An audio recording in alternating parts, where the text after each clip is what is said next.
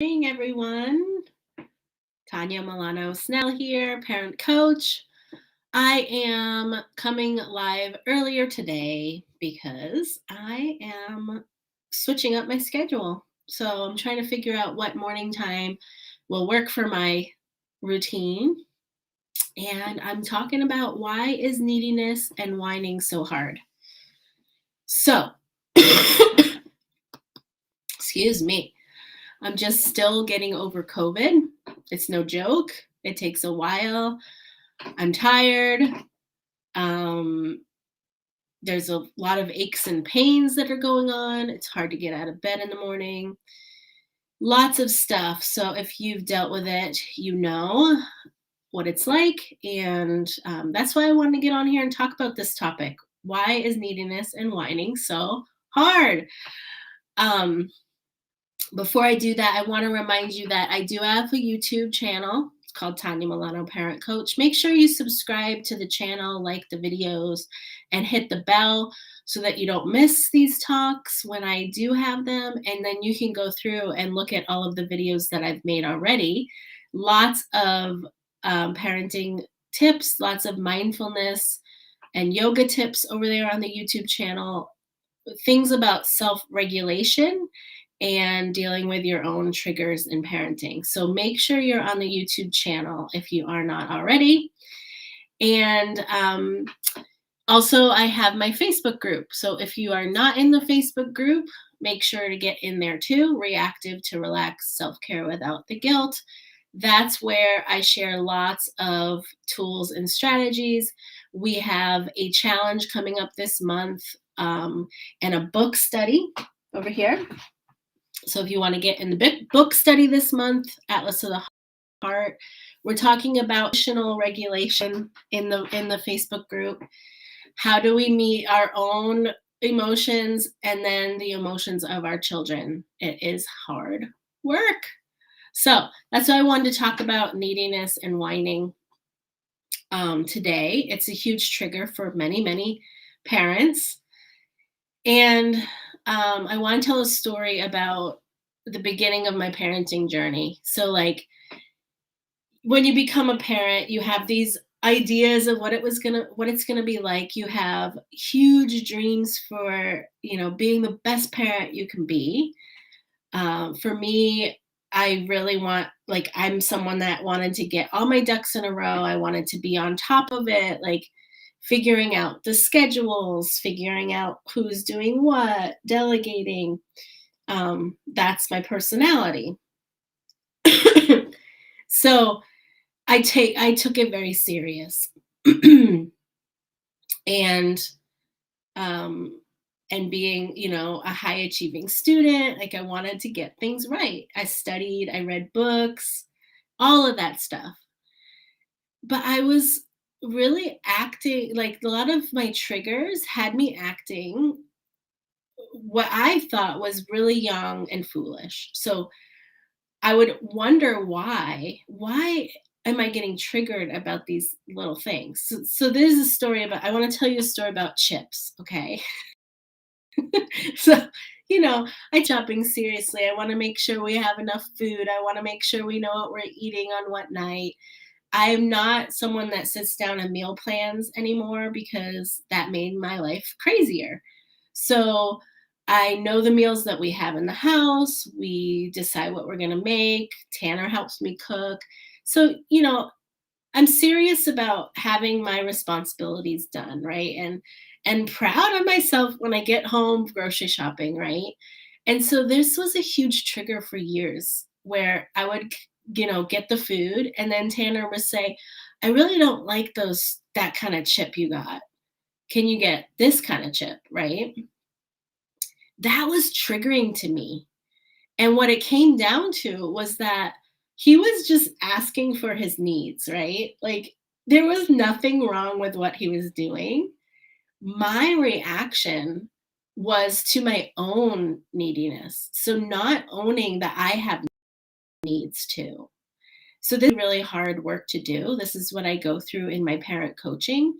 How do we recognize what is at the heart of our own triggers, right? So his asking me for a type of chip triggered me that I don't I don't attend to my own needs. So, you know, that brings me back to being sick. So, I've been sick for a week. Tanner had was sick too. Our kids have been fine. They didn't get any symptoms. But years ago, I wouldn't have stopped to take care of myself, right? My needs are just as important as the family's needs. I'm sick. I need to rest. I need to drink lots. I need to eat healthy foods. I need to take my supplements. I've got like a huge list of supplements, right, to take, like vitamin C, D, zinc, echinacea. I drink Nixia red juice. If you need help getting supplements, let me know. I have my own, I use Young Living and I have a link too. But I wasn't, oh yeah, and I want to. I'm not asleep, I'm doing yoga. So this is how my journey of taking care of my needs started. Okay. I knew that I needed yoga in my life to stay self regulated as a mom. How was I going to do that? So doing it at home did not work. My kids were all over me. I did not set my boundaries. I got really frustrated. It was more stressful than it was worth. So I started scheduling once a month. I would go do like a special class. Um, and then when as they get older, I would say, this is my full moon time. And like they were asleep. And I even have to tell Tanner, like, these are my needs. So even expressing my needs to him was really hard. This is because of the way I grew up. My needs were not as important as the rest of the family. I put them to the back. So when I am resting or I'm taking care of myself by doing yoga or something like that, I had these inner voices that I had to address. So some of them I wrote down. You can't do that. Like these are things here, right? And I had to sit with myself to realize this. I did not know this. This was subconscious. You're lazy. You're selfish. You're unmotivated. So like if I'm sitting on the couch and Tanner comes home and I'm resting because I'm not feeling well, or just because I want to rest, right? He doesn't have to say anything. These are the stories I'm telling myself.